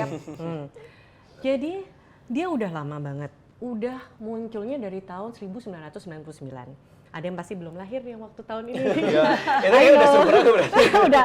Saya baru kuliah waktu itu. Seumuran Angga, B01 tuh seumuran Angga lahir. Saya baru kuliah. Ya itulah. Nah jadi memang kalau Bulgaria sendiri kan udah 141 tahun ya, lebih dari 1 abad. Tapi memang B01 ini kenapa waktu itu dimunculkan? B01 ini terinspirasi dari Colosseum. Colosseum kalau tahu itu yang di film-film yang zaman dulu buat gladiator Iya berantem. dong. Nah, A big fan. itu masih the largest amphitheater yang berdiri dari zaman ancient sampai sekarang. Sampai sekarang. Kebayang itu udah zaman kita belum ada yang hidup, kalau ada yang hidup hebat sih waktu itu. Dia dibuat. Nah, di tahun 1999 ini Bulgari melihat lagi apa yang kita bisa gali dari heritage kita. Dia melihatlah Colosseum ini. Dia buat jadi B01. Nah, apa yang mau dibawa dari B01 ini yang tadi? Waktu dulu gladiator bertempur nih apa? Itu kan ada kekuatan di situ, keberanian, bold, exuberance. Itu yang kita bawa. Itu yang staying true sampai sekarang. Value-nya itu. Bentuknya bisa berbeda, nih kelihatan beda-beda semua. Ada yang pakai diamond, ada yang bentuknya ada studded-nya, ada yang bentuknya klasik kayak punya aku. Bentuknya bisa beda, tapi inti yang kita mau bawa waktu kamu pakai B01 adalah itu being bold, being brave in your life gitu. Androgyny juga nggak terpatok dengan tipikal seperti apa, feminin, maskulin is up to you. You just want to bring that DNA sampai sekarang, tidak ada yang berubah. Itu yang tadi kenapa kita mau bilang staying true to your roots itu. Dari Bulgarinya juga masih sama, kita masih bawa heritage Romanya. Dari B01-nya sendiri tetap itu yang kita bawa sampai sekarang. Itu aku bisa testify sih Kak, soalnya waktu itu tahun lalu aku berkesempatan untuk ke Roma langsung bersama dengan Bulgari dan Mbak Tevi, dan kita pergi ke tempat-tempat bersejarah dari Bulgari, one of the Miss Colosseum, terus kita ke Bath of Caracalla gitu, dan ternyata form-form dan bentuk-bentuk dari aksesoris ini semua terinspirasi dari situ gitu, dan dari roots dari Roma gitu ya, dan ternyata Bulgari itu juga banyak kasih influence untuk the community gitu loh Kak, banyak give back juga untuk community-nya, dan kita denger dan lihat langsung kemarin sih. Jadi buat aku untuk being part of Bulgari is amazing gitu, karena dari meaning-nya, dari the meaning of the brand, terus background story-nya tuh benar-benar valuable. Salah satu yang menyenangkan kan kalau misalnya setiap orang pasti mau hidupnya ada artinya kan, dengan peran kalian mau memberikan arti apa. One of the thing itu yang aku juga suka, it's not just a career, karena aku harus tahu ceritanya apa, ini yang bisa di-share apa. Kalau value-nya baik dan itu sepemahaman dengan aku di sini, itu yang akan ter-share juga kan, terlihat juga gitu, apa yang kita omongin. So it's not just a product actually. Kalau kita mau gali lagi, apa sih yang kita mau bawa? Nah, itu yang sebenarnya kita mau sampaikan juga hari ini gitu. Nah, seperti Bulgari kan kayak yang tadi aku bilang, aku tuh I'm just grateful to be part of the family gitu ya. Tapi tadi kita udah dengar dari bertiga, Bulgari juga punya roots. Nah, kalau Kak Coki gimana? Pengen tahu nih Kak Coki. Akar saya itu adalah acceptance, penerimaan. Ya, penerimaan. Saya juga lahir dari keluarga yang sangat sederhana. Papa saya bahkan tidak berkarir selama beliau hidup, bahkan sampai meninggal tahun 2003 nggak punya ponsel. Pengen punya motor nggak mampu. Nah, tapi mama saya pekerja keras, jadi dia potong rambut orang, terus bikin desain baju supaya saya bisa sekolah. Nah, suatu ketika waktu saya merasa bahwa kayaknya saya bukan dilahirkan untuk jadi bagian dari ekosistem dunia gitu, karena anak-anak yang saya ketemuin teman-teman selalu orang-orang yang udah berhasil orang tuanya. Saya pikir kayaknya saya pasti akan kalah terus sama mereka. Nah, suatu ketika ada peristiwa yang saya nggak bisa ceritain karena terlalu spiritual, tapi saya percaya itulah momen saya diubahkan gitu. Tuhan sendiri yang jamah hati saya, terus dia bilang bahwa lu nggak perlu dengar kata orang lain, terus percaya aja apa yang saya katakan tentang kamu. Nah, sejak saat itu saya banyak mempelajari kata-kata yang menghidupkan dari firman Tuhan sendiri, dan saya berpikir inilah jati diri saya. Saya nggak perlu persetujuan orang untuk hidup, untuk berbuat. Nah, saya hanya perlu bertanggung jawab terhadap Tuhan dan diri saya sendiri. Nah, itu yang membuat saya maju, akhirnya saya berjuang. Saya pegang prinsip sampai hari ini bahwa pertama, hidupmu harus jadi dampak. Yang kedua, kamu harus mencintai apa yang Tuhan titipkan di bumi, pegang itu dengan segenap kemampuan kamu. Sisanya lakukan dengan tulus. Setuju. Karena tanpa ketulusan, itu perlu itu. orang tidak akan merasakan bahwa itu dari kamu. Betul. Itu hanya titipan. Benar banget. Benar. Itu roots-nya. Wow. Keren. Dan saya pikir kalau saya bisa lakukan itu bukan menjadikan saya istimewa, enggak. Kalian juga istimewa. Kita semua di sini adalah orang-orang pilihan sebenarnya. Tergantung prosesnya bagaimana ketemu titik tadi. Dan ini sering saya pakai nih Kak. Jadi kalau misalnya saya lagi enggak dalam suasana hati yang pas harus bekerja, saya harus mikir kembali kepada kenapa saya bekerja. Roots Akhirnya, balik lagi ke roots. Akhirnya hiduplah peran itu. Akhirnya naik panggung, halo, apa kabar pemirsa gitu. Sejenak saya lupakan masalah saya dulu. Padahal kadang-kadang lagi nggak mood ya Kak, kadang-kadang oh my god. Nanti kayak I'm taking a part yang beda nih sekarang. Gitu. Makanya saya selalu ingetin orang-orang, saya bilang gini, kamu jangan percaya pada bakat kamu. Yang bener kamu, bukannya saya berbakat itu yang bikin saya berhasil. Itu satu hal. Tapi dalam dunia pelatihan yang kami besarkan sampai hari ini, public speaking, talenta itu cuma 1%. Betul. 99% itu disiplin. That's Betul. true. Latihan kamu. Setuju. Agree. Itu sama banget sih kayak Setuju Bener kayak banget. aktor. Yes. Iya nggak? Iya. Yes. Penasaran deh gak, gimana Bener cara banget. menghidupkan sebuah peran dalam dunia akting? Gimana cara kamu menghidupkan peran itu? Aku bersyukur banget di perjalanan karir aku sebagai aktor itu bisa dibilang ya mulus lah gitu. Karena di beberapa tahun ke belakang artinya aku bisa memfilter dan memilih peran-peran apa yang ingin aku mainkan. Iya. Gitu. Nah, kalau dulu misalnya di awal-awal karir kan kita cuma bisa Belum milih kalau kita keterima bener. Keterima oke, bagus nih, bagus. ambil. Bisa Ah, milih. betul. Kalau sekarang Iya. itu aku bisa ya Iya. sekiranya Iya. memilih gitu. Iya. Nah, itu yang aku suka karena aku jadi punya misalnya prinsip yang aku pegang juga pasti selalu selaras sama film-film Iya. pilihan aku. Dan biasanya film-film yang aku ambil punya proses yang sangat manusiawi dan proper gitu. Karena bisa dibilang aku tuh sekarang misalnya beberapa tahun ke belakang pasti ya kalau ngambil film kalau nggak ya 1, 2 maksimal cuma ya 3 itu pun biasanya ya ikut ke tahun selanjutnya gitu. Karena satu film tuh terkadang bisa memakan waktu 6 sampai 7 bulan, Iya, bahkan lama aku ya, pernah lama ada yang 1 tahun Iya. gitu. Nah, jadi justru proses yang panjang itu yang aku suka gitu. Jadi aku bukan orang yang suka kayak proses yang instan dan lain-lain. Kan maksudnya ya prinsip orang berbeda-beda Iya, gitu. Ada yang iya, mungkin sukanya kayak ya yang lebih cepat selesai ya justru yang gue ambil gitu. Nah, tapi kalau aku pribadi nggak suka yang itu karena selain maksudnya kita dapat value misalnya Iya. dibayar maksudnya untuk menghidupi kehidupan kita sehari-hari, tapi kita juga dapat value yang baru gitu, pengalaman yang baru, pembelajaran yang baru sama Pembelajarannya orang-orang apa dari yang peran ini gitu. sama orang-orang yang menurut aku sangat kompeten di bidangnya gitu. Dan itu yang aku pelajarin di banyak film-film aku. Misalnya kayak Budi Pekerti gitu yang terakhir. Ya, aku suka banget itu. Iya. Suka Aku banget dia Budi sangat Pekerti, bagus suka banget. banget juga Bagusnya karakter dia aku itu ya. di film Budi Pekerti. Karena totally different dari peran-peran aku Iya. sebelumnya. Terus Budi Pekerti itu juga termasuk yang cukup panjang prosesnya karena pertama aku harus belajar bahasa Jawa karena aku full bahasa Jawa Iya, iya. dalam memerankannya di film itu. Sedangkan aku sama sekali nggak bisa bahasa Jawa And I sebelumnya. get to say dia fluent di situ karena aku sering orang ngomong bahasa Jawa kelihatan nih orang Jakarta atau orang daerah sok-sok berbahasa Jawa. Iya. Dia kedengeran kayak orang ngomong orang Jawa. Itu Iya, nggak gampang. betul. Aksen itu susah. Terima kasih banyak. So I really appreciate waktu itu kayak luar biasa ini.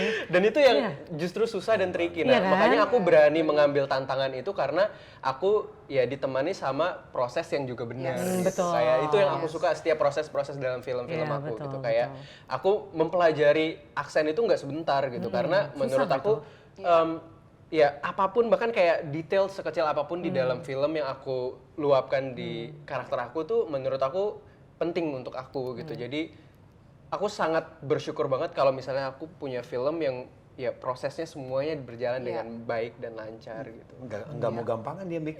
Iya. Semakin Iya dikasih dong. tantangan, semakin dia bisa menemukan jalan. Betul. Gimana nih solusinya? Kalau kamu gimana?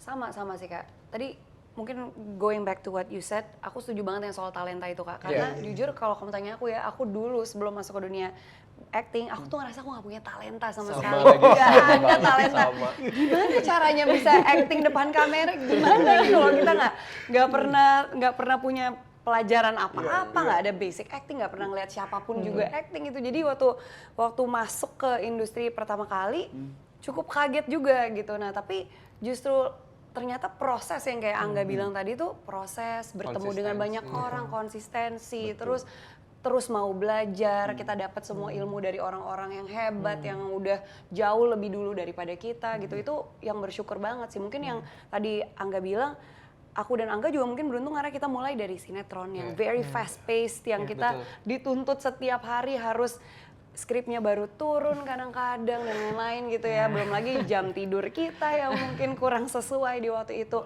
Tapi kalau aku pribadi, aku bersyukur sih Kak, aku melewati masa-masa itu.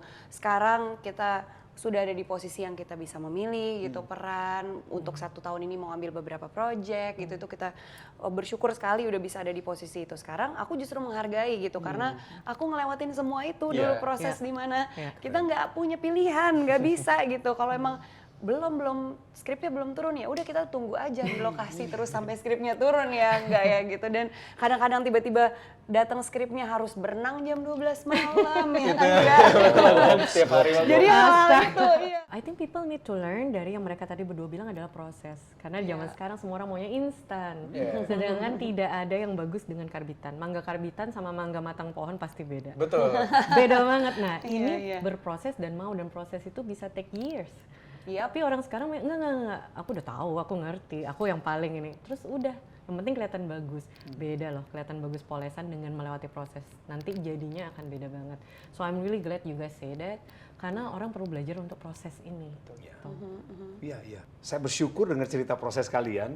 Ya, saya nggak tahu ya interaksi kalian di luar sana bagaimana, tapi saya percaya orang-orang yang nonton jadi terkonfirmasi. Oh iya, memang Angga orangnya gitu kok. Iya, memang gue juga pernah kerja sama Mika, persis seperti yang dia omongin. Bener nih. I really hope, karena itu nyambungnya ke integritas yang tadi disampaikan sama Mbak Iya. Tevi sebelumnya. Iya. Terima kasih. Nah, sekarang begini, dari proses yang kalian alamin sejauh ini, di umur kalian masing-masing, but I want you to describe, kamu yang akan menentukan, Angga bagaimana 10 tahun ke depan, akan ada di mana kamu, jalur apakah itu. Dan ingat, ini ada jejak digital. Bisa jadi 10 tahun dari sekarang, itu 10 tahun diputar. lagi kita lihat ya. Amin. Lagi. Enggak, 10 tahun lalu kamu bilang ini loh. Mik begini katamu. Jangan jadikan beban karena ini Iya. proyeksi. Bagaimanapun apa yang akan kita capai nanti selalu dimulai dari apa yang kita yakini. Kita akan ada di sana. Iya. Silakan. Kalau aku semakin dewasa, aku semakin pengen untuk stay di industri ini sih. Di film, sebagai aktor, atau bahkan mungkin aku bisa melihat diri aku mungkin punya job desk tambahan, mungkin either misalnya memproduce film atau berada di Iya. belakang layar gitu. Karena aku ngerasa film itu udah jadi bagian dari diri aku dan aku sangat bersyukur banget untuk bisa ada di sini dan aku cinta banget sama industri film. Jadi mungkin 10 tahun lagi berarti 20 tahun perjalanan karir aku di film dan aku ingin selalu berada di sini sih. Masih ada di Masih sini. ada di Mantap. sini. Bagus. Going strong. Amin. Yes. Going stronger. Going stronger. Mika? Kalau aku maybe not too specific karena menurut aku spesifik lebih di short term goals gitu ya untuk project-project yang mungkin lebih spesifik atau hal-hal yang ingin aku lakukan secara detail gitu. Maybe in general in 10 years aku tetap ingin berdampak di apapun yang aku lakukan, dimanapun yang aku tempatkan dan aku tetap melakukan apa yang aku cintai. Keren. Dan berdampak di keluarga, di pertemanan, persahabatan, di industri yang lebih besar lagi. Mudah-mudahan buat teman-teman yang nonton juga semua. Iya. Gitu. Jadi dimanapun aku ditempatkan. Keren banget. Kalau saya tanya sama Mbak Tevi, 10 tahun lagi, karena gini, 9 tahun atau 1 dekade terakhir sudah kamu habiskan di Bulgaria. Ini masa pengabdian kamu, your tenure. What's next 10 years? Aku sih berharapnya dalam 10 tahun lagi I still have a good career, tapi itu kalau in term of yang lebih ke duniawinya. Tapi in term of kalau lebih ke diri sendirinya mau apa, I hope dalam 10 tahun lagi I will live a life di mana aku tidak menyesali keputusan yang sudah aku buat. Mau Iya. itu besar, kecil, baik, buruk, I have no regret. Di dalam 10 tahun lagi tuh aku merasa content. Knowing that Iya. I did good, I will still be doing something good. Bukan penting kan 10 tahun lagi, belum tahu Iya kan dong. arah kemana. Dan sesuatu yang membuat aku merasa bahwa, oh iya, kamu sudah bisa baik ke diri sendiri dan ke orang lain. Karena kalau kita cuma baik ke orang lain, berarti nggak baik ke diri sendiri juga. Dua-duanya harus sama ini. Seimbang. Iya. Harus seimbang. Karena Ya. kamu juga nggak bisa baik ke orang lain kalau kamu nggak baik ke diri sendiri. Itu harus diseimbangkan. So I hope 10 years from now I can still feel dan bilang bahwa, oh iya, I feel content. Ini benar. Dan kedepannya aku akan terus berprogres. Supaya tetap merasa konten tapi dalam lingkup sesuai dengan kejadian apa waktu itu dalam 10 tahun ke depan itu. Because we never know what happen kan. Iya. Gitu. Mbak Tevi adalah bagian tak terpisahkan dari merek Bulgari yang mendunia. Jadi kalau ngomongin tentang 10 tahun ke depan, pasti inovasinya akan jauh lebih meriah daripada hari ini kan. Harusnya ya. Bagaimana kita bisa nyambung dalam diskusi ini dengan apa yang Bulgari hari ini lagi kerjakan untuk 10 tahun ke depan? How do you see that? Contoh salah satu yang gampang adalah kalau kita ngomong tadi kan udah lama nih, udah lewat 1 abad. Tapi di tahun ini kan kita memang ada anniversary 50 tahun dari koleksi Bulgari-Bulgari. Nice. Nah, Udah ada MC-nya? Aduh, kayaknya bukan. Sekalian ya, Ini pinter masuk, nih. masuk. Masuk gitu. Nah, Jadi memang di Bulgari-Bulgari ini koleksi yang tadi kan kita udah nyebut Bizirwan. Koleksi Bulgari-Bulgari ini ulang tahun ke-50 tahun, seluruh dunia lagi merayakan nih gitu. Untuk kita sendiri, back to the roots tadi. Kalau tadi Bizirwan Colosseum, kalau untuk Bulgari-Bulgari ini, dia itu rootnya dari Roman coins. Jadi coins zaman dulu, kenapa makanya bentuknya bulat, terus ada tulisnya Bulgari-Bulgari. Itu di tahun 75, jadi pertama kali dia dimunculin nih 1975. Dia dimunculkan untuk sesuatu awalnya jam. Nah, jam zaman dulu tuh kalau bezel nih, kebetulan aku lagi pakai yang ini kan. Bezel tuh kan biasa polos nih, bezel tuh atasnya jam. Di tahun itu dia munculnya dipasang tuh Bulgari. Itu sesuatu yang inovatif karena belum pernah ada yang kayak kok brandnya ditaruh di situ. Terus berjalan muncul jadi perhiasan, jadi macam-macam, gak cuma jam kan. Jadi dia berkembang nih. Itu kalau tadi kita ngomong istilahnya dalam jangka waktu 50 tahun ini. Dari yang tadinya idenya Roman coins loh, yang zaman dulu mungkin koin, ya itu tadi back to the roots. Kita mau apa sih dari kolosiumnya, koinnya, semua dipakai. 10 tahun ke depan, apa yang bisa terjadi dengan Bulgari-Bulgari tadi, Bizirwan tadi, pasti banyak yang akan dilakukan lagi inovasinya. Apakah jadi berbentuk suatu idea, bukan sekedar barangnya, that can happen gitu.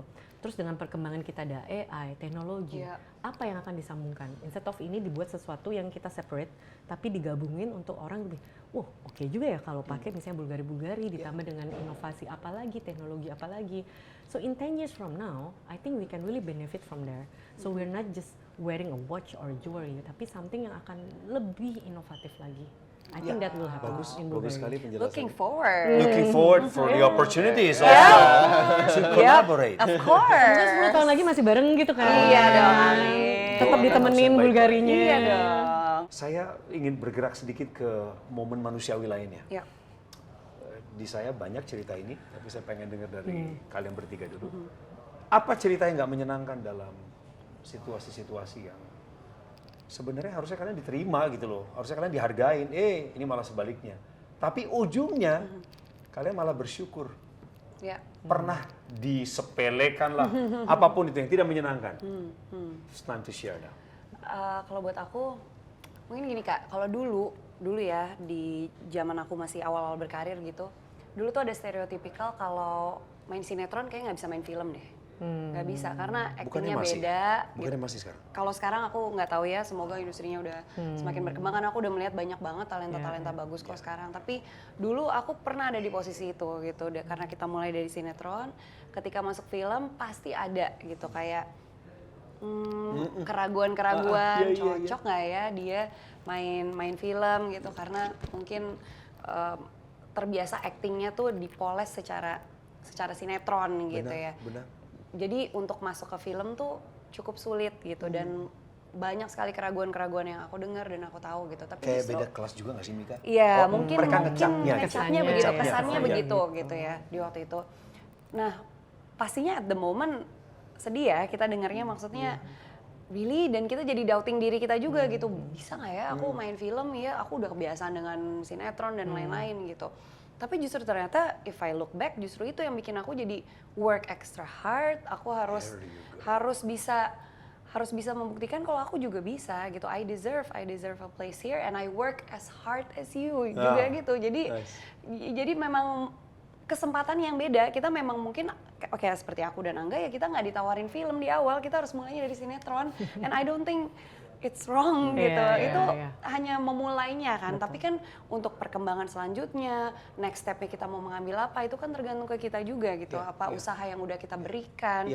Kita juga sama-sama cinta dengan dunia film gitu loh. Dan itu menurut aku justru membuat aku jadi lebih termotivasi sih untuk kayaknya aku bisa sih, berarti aku extra hard worknya gitu. Jadi ketika orang meragukan, kamu membalasnya dengan kerja lebih keras, lebih tekun, dan akhirnya biarkan mereka menilai sendiri. Iya, betul sekali. Aku punya pengalaman yang persis sama.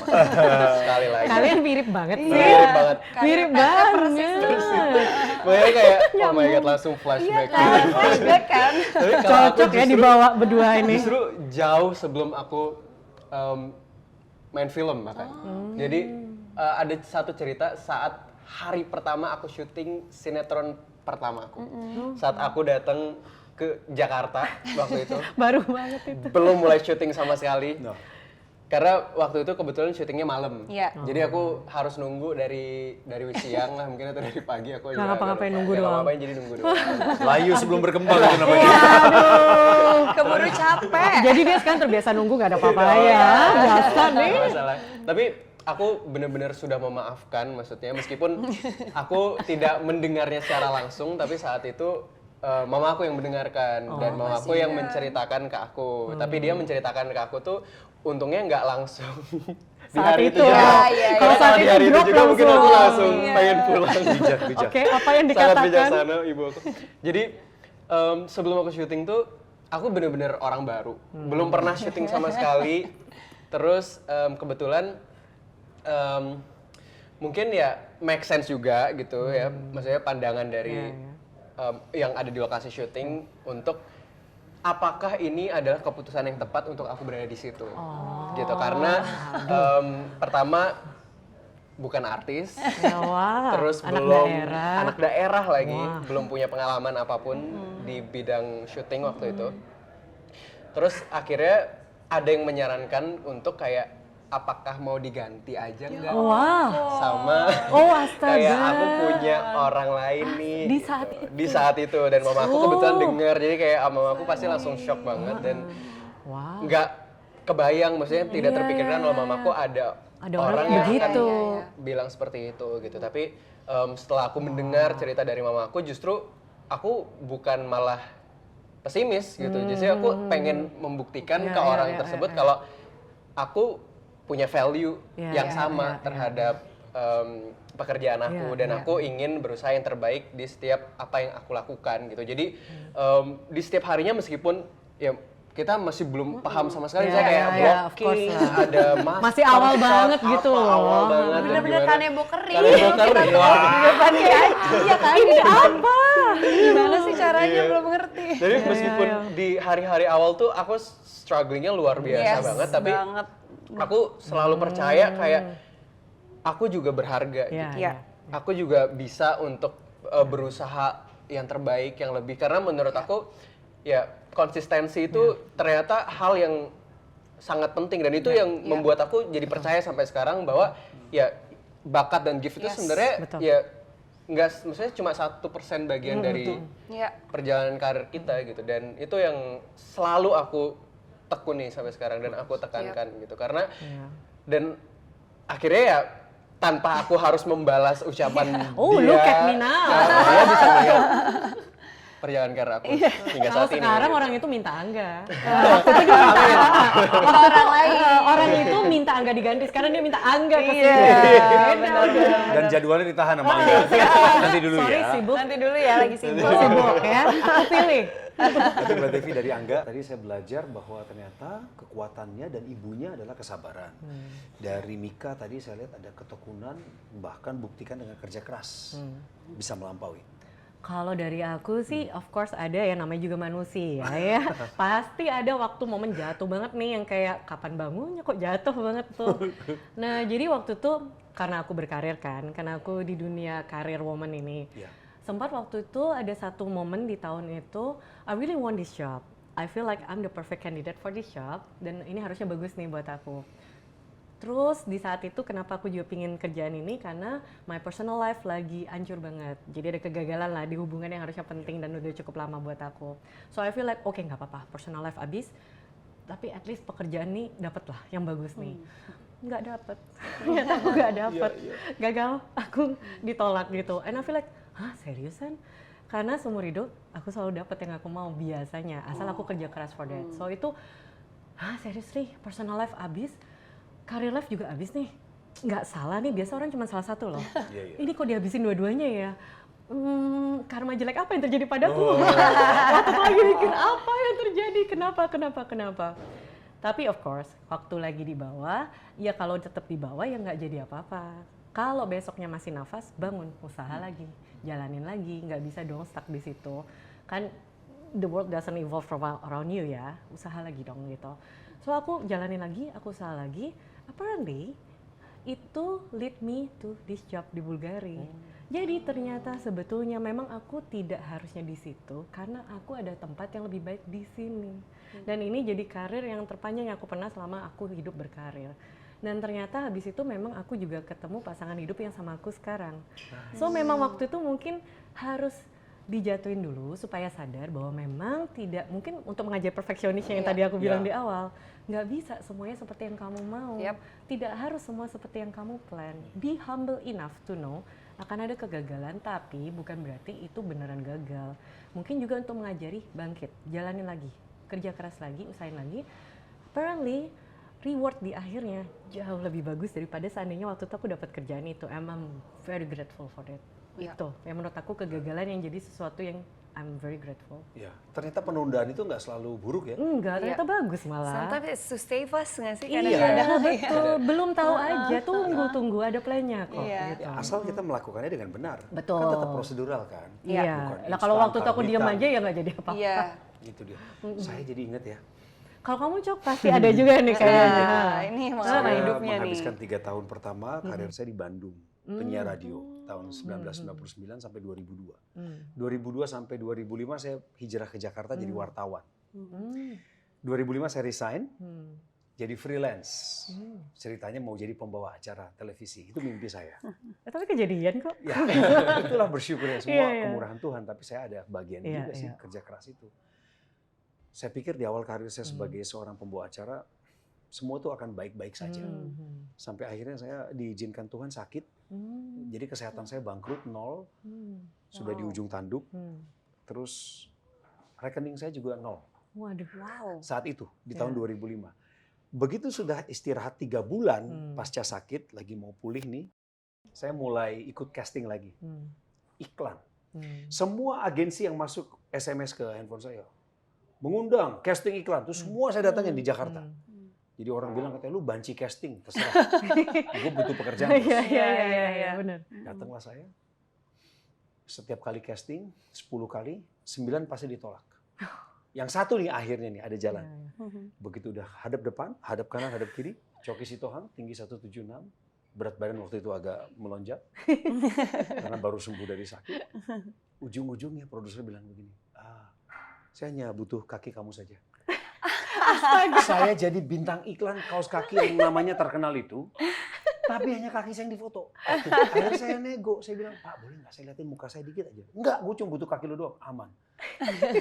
Saya pulang dengan angka 2 juta rupiah, dan kontraknya nggak tahu sampai kapan, tapi kalau Anda lihat itu beredar, itu kaki saya. Masih ada kan? Masih ada. I don't know. Kita harus cari ya di sini ya. Dari kakinya Coki. Tapi sama kayak Angga, saya jadi belajar menunggu, sabar, antrian. Oh, momentum saya belum muncul, saat itu belum waktunya saya gitu. Saya pikir kita semua pernah mengalami penolakan di waktu kita masing-masing, tetapi percaya bahwa nggak selamanya loh penolakan itu terjadi. Terima kasih banyak, saya selalu sukses dan bahagia. Thank you semuanya. Thank you. Thank you so much. Thank you.